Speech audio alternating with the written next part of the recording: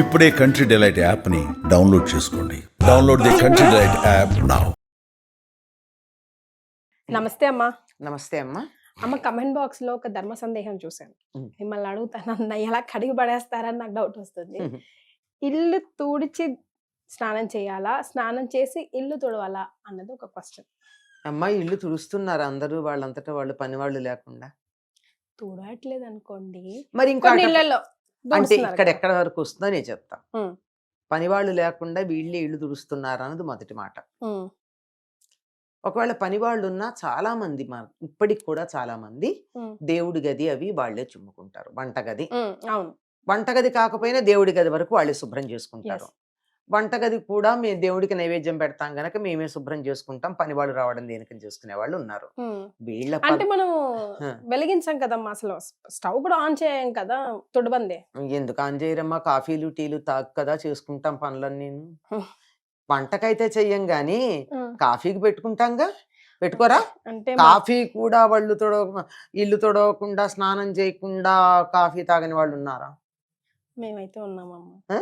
మా అత్తగారు ఒప్పుకోరు అసలు. కొన్ని కొన్ని కొన్ని కొంత జాతి ఉంది ఇంకా. అదే అంటున్నారు, ఉన్నారా అంటే కాఫీకి కూడా తాగరా స్నానం చేయకుండా? స్నానం కాదమ్మా, ఇల్లు తొడవడం విషయం. అది అంటే ఇప్పుడు ఏమైంది, అర్థం ఏమైంది ఇప్పుడు చెప్పండి. అందుకే నేను అడిగింది ఏమైంది.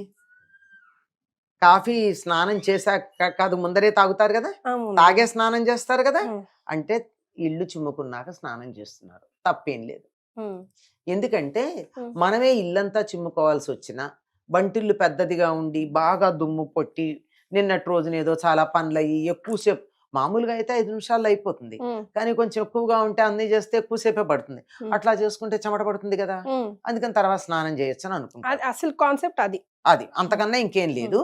కాకపోతే దేవుడి గది మాత్రం స్నానం చేశాక చుమ్ముతారు. అసలు అది మనం ఇంకా బ్లడ్ లో అది లేదు, లోపలికి వెళ్ళాం కదమ్మా, దేవుడి గదిలోకి వెళ్ళము అంటే పొద్దున్న లేచాక వెళ్ళాం. సాయంకాలం అయితే స్నానం చేయకపోయినా పొద్దున స్నానం చేసుకుంటాం వెళ్ళి పెడతాము. లేదు దేవుడి దగ్గర ఉన్న కుంకుమ భరణ కావాలో ప్రసాదం తీసుకోవాలో అంటే మరీ 1-2 పనులు చేసిన బట్టలు కాకపోతే పెడతాం, అంతే కదా, అంతే వెళ్ళి తెచ్చుకుంటాం. కనుక ఇక్కడ అర్థమైపోయింది, మిగిలినటువంటి చోట కూడా ఇల్లంతా స్నానం చేసి తుడవాలంటే ఎక్కడ కుదురుతుందమ్మా? అప్పటికి ఎప్పుడవుతుంది? 8కో 9కో అవుతుంది. పిల్లలందరు లేవాలి, ఇంట్లో వాళ్ళందరు లేవాలి, అప్పుడు కదా, అంతే కదా. ఇది ఇలాంటివన్నీను ఎక్కడో ఏదో ఎవరో చెప్పడం పూర్వ పద్ధతి ఏం కాదు. అయితే పూర్వంలో పెద్దవాళ్ళు కంపల్సరీ అనేవారు కదమ్మా, స్నానం చేసే అసలు పడక గది నుంచి బయటికి రావాలి, ముఖ్యంగా పిల్లలు పుట్టని వాళ్ళు. కాదమ్మా, ఎట్లా పూర్వకాలం స్నానం చేసి పడక గదిలోంచి ఎట్లా వస్తారు? పూర్వకాలం స్నానాల గదులు పడక గదుల్లో ఉండేవా? అటాచ్డ్ బాత్రూమ్స్ లేవు కదా, లేవు కదా, బయటకు వచ్చాకే కదా. ఆఖరికి మనం లఘుశంక తీర్చుకోవాలన్నా పడక గదిలోంచి బయటకు వచ్చి బయటికి వెళ్లాల్సిందే కదా. ఏం మాట్లాడుతున్నారమ్మా? అసలు మనకి దేనికి కనెక్ట్ చేయాలో తెలియకుండా మాట్లాడడం వల్ల వస్తుంది. పడగదిలోంచి బయటకు వచ్చిన తర్వాత కాలకృత్యాలు తీర్చుకుని స్నానం చేస్తారు, అంతేగాని పడగదిలో స్నానం ఎక్కడ చేస్తారు? అటాచ్డ్ బాత్రూమ్స్ ఎక్కడున్నాయి? ఇప్పటికీ చాలా పల్లెటూళ్ళల్లో అటాచ్డ్ బాత్రూమ్స్ లేవు. ఇప్పటికీ ఈ మహానగరంలో కూడా పాతకాల పిళ్ళు ఏమైనా ఉన్నట్టయితే వాటికి టాయిలెట్స్ బాత్రూమ్స్ బయటే ఉన్నాయి. మరి అట్లాంటప్పుడు పడక గదిలోంచి స్నానం చేసి బయటకి ఎట్లా వస్తారు? ఎక్కడ పుట్టిందమ్మా మరి ఇది? ఎక్కడ పుట్టింది అని అడక్కండి, ఎక్కడైనా ఏదైనా పుట్టచ్చు. వినేవాళ్ళు ఉంటే చెప్పేవాడు ఏదైనా చెప్తున్నాడమ్మా. అది నేను చెప్పేది సెన్సిబులా లేదా అని ఆలోచించుకోవటం లేదు, చెప్పేవాడు సరిగ్గా చెప్తున్నాడా లేదని వినేవాళ్ళు ఆలోచించుకోవటం లేదు. స్నానం పడగదిలో స్నానాల గది అటాచ్డ్ లేనప్పుడు స్నానం చేసి బయటికి ఎట్లా వస్తారు? వంటింట్లో కూడా రాకూడదు అని ఎక్కడా లేదమ్మా. వంట చేయకూడదు అంటే పూర్వం పొయ్యి గట్టు వేరే ఉండేది, చిన్న మామూలే నేల మీదే ఉన్న పొయ్యి, ఆ పొయ్యి కొంచెం ఇది ఎత్తుగా ఉండి దాని మీద పొయ్యి ఉండ, ఆ ప్రాంతానికి వెళ్ళరు, మిగిలినంతా తిరుగుతారు. తిరగకుండా ఎట్లా కుదురుతుంది? రాత్రి తిని పట్టిన అంటగిన్నెలు ఎంగిలి గిన్నెలు బయట వెయ్యాలి అంటే స్నానం చేశాక ఎంగిలి పళ్ళాలు ముట్టుకోరు కదా.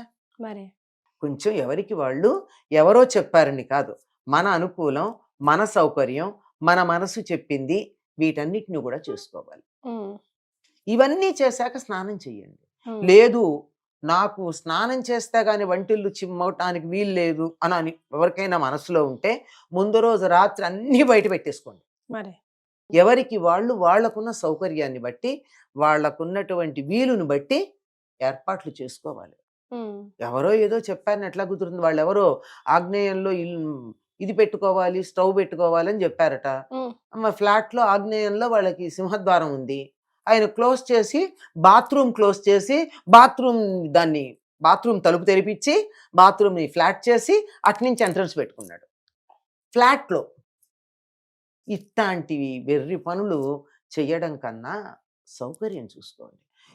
ఎందుకు చెప్తారు అంటే ఉమ్, సాధారణంగా చీపురుతో ఇళ్ళు చిమ్ముతాం, చెత్త తీస్తాం గనక చీపురు ముట్టుకుంటే చేయగడుక్కోమంటారు. ఉమ్, చేయగడుక్కోమంటే స్నానం చేయమనా? మరి కాదు కదా. పైగా చీపురికి ఇంకో పేరు ఉంది, ఉమ్, శ్రీ మహాలక్ష్మి అంటారు. అవునమ్మా. చీపురిని కాలుతో తన్నకూడదు, ఎడం చేత్తో తీయకూడదు, చాలా జాగ్రత్తగా చూసుకోవాలి. ఉమ్, మరి అంత శ్రీ మహాలక్ష్మి లాగా చేసేటటువంటి చీపురిని ముట్టుకుంటే ఉమ్. పనికిరాదని ఎలా అంటాం? అదే ఆ? కదా ఆ? ప్రశ్న, అదే కదా. శ్రీ అది. మహాలక్ష్మిని స్నానం చేయకుండా ఎలా ముట్టుకుంటావు? ఆ, రాత్రి wife and husband private time తర్వాత స్నానం చేయకుండా వచ్చి ఎలా ముట్టుకుంటావు? అక్కడే కదా క్వశ్చన్ వస్తుంది. అదా ప్రశ్న. ఆ, అట్లా ఏం లేదు. మరి చిన్నపిల్లలు దేవుడితో సమానం. ఉమ్, పిల్లలు ఏడిస్తే ఎత్తుకోవడం మానేస్తున్నారా ఉమ్. ఏమ్మా? మరే అసలు ఎక్కడా కూడా చెప్పినటువంటి దాన్ని ఎక్కడికి ఆపాలి, ఎక్కడ తీసుకోవాలి అనేటటువంటి దాన్ని లేకుండా అయిపోయింది. హాయిగా సౌకర్యాన్ని బట్టి ఉమ్, మీకున్న వీలు బట్టి ఉమ్, చక్కగా స్నానం చేసైనా ఇల్లు చిమ్ముకోండి. ఇల్లు చిమ్ముకున్నాక చెమట పడుతుంది, మళ్ళీ కాళ్ళు చేతులు మొహాలు అన్నీ చచ్చినట్టు బాగా కడుక్కోండి. అవును. మరి దేవుడి గదిలో దీపం వెలిగించాలంటే మరి అప్పుడు శుభ్రంగా ఉండాల్సిందే కదా. శుభ్రంగా ఉండాలి కదా. ఇది చెయ్యండి. లేదంటే హాయిగా అన్నీ చేసుకుని స్నానం చేయండి, అది. తప్పలేదు. ఇంకో సంగతి చెప్తాను. ఇంతకు ముందు కూడా చెప్పాను మన దగ్గరే. భార్యాభర్తలు మీరన్నారే ప్రైవేట్ టైం అయిన తర్వాత ఆడవాళ్ళు స్నానం చేయాల్సిన పని లేదు, లేదు. మగవాళ్ళు చేసి తీరాలి. శాస్త్రం చెప్పిన మాట చెప్తున్నా. దాన్ని రివర్స్ ఉమ్, ఆడవాళ్ళకి అంటించేశారు. అంటించేశారు అంతే. నేనే మెత్తని వాళ్ళని చూస్తే మొత్త బుద్ధి అయిందని మరి. అందులో ఈ ప్రశ్నలు అడిగేది ఆడవాళ్లే కదా. ఆ, మగాళ్ళు ఎవరిని అడిగారా? అడగ. లేదు. ఇలాంటి పిచ్చి ప్రశ్నలు అడిగేది ఆడప్పలే గనక వీళ్ళకే అన్ని అంటిస్తారు. జాగ్రత్తగా ఉండండి, పిచ్చి ప్రశ్నలు అడగండి, చక్కగా ఉండండి, హాయిగా ఉండండి. అమ్మ మన పురాణాల స్టోరీలే ఒక్కొక్కటి ఉమ్, మహాబాగా చెప్పారు. ఇప్పుడు పోలి కథ మీరు మహా అద్భుతంగా చెప్పారు. ఉమ్, అందులో కూడా ఏముందమ్మా, భావనే కదా. అంతే. ఏది లేకపోయినా ఉమ్, ఎంత ప్రేమగా చేసిందన్నదే ముఖ్యం. ఏ అంతే. పనిలో అయినా అదే కదా. అదే కదా. అదొక్కటి గుర్తుంచుకున్నా చాలు కదమ్మా. ఈ పిచ్చి అయితే ప్రశ్నల బదులు. అన్ని మన అవకాశాలు ఉన్నప్పుడు కూడా ప్రేమ ఉందిలే అని చెప్పి నిర్లక్ష్యం చేయకూడదు. ఉమ్, అవకాశం లేనప్పుడు అయ్యో నాకు యువతల అవకాశం లేదు గనక, ఆ మనసు ఆగలేదు గనక ఇట్లా చేస్తున్నానని చెయ్యాలి తప్ప వీలున్నప్పుడు ఎందుకు చేస్తాను చెయ్యం. నమ్మకం మూఢనమ్మకం కాకూడదు, మూఢనమ్మకం నమ్మకం కాకూడదు. అంతే, అంతేనా? There is a thin line. We have to చాలా understand. జాగ్రత్తగా ఉండాలి. ప్రతి దానికి కూడా మన సనాతన ధర్మంలో మన వాళ్ళు చేసింది ఏమిటంటే ఒక ఆదర్శప్రాయమైనటువంటి వాతావరణానికి సరిపోయిన రూల్స్ ఇచ్చారు. ఉమ్, అన్నీ బాగుంటే ఇలా పాటించండి, తేడా వస్తే కన్సెషన్స్ ఉన్నాయి, ఉన్నాయి. అన్నిటికీ ఉంది. అన్నింటికీ ఉన్నాయి. అందుచేత పిచ్చి పిచ్చి బుర్రలు చెడగొట్టుకోకండి, జాగ్రత్తగా. అన్నిటికీ నేను ఒకటే చెప్తాను, శాస్త్రం కూడా ఏం చెప్పిందో తెలుసా? మా. శాస్త్రం వివరించి చెప్పలేని సందర్భంలో ఇంట్లో ఉన్న అందరికన్నా ముసలి ఆడవాళ్ళ దగ్గరికి వెళ్ళి ఈ సందర్భంలో ఏం చేయాలని అడిగి ఆవిడ ఏం చెప్తా చేయండి అని చెప్పింది. Yes. ఎందుకంటే అనుభవం. ఉమ్, కొన్ని సందర్భాల్లో శాస్త్రం అన్ని సిచ్యుయేషన్స్ ని చెప్పలేకపోవచ్చు. ఉమ్.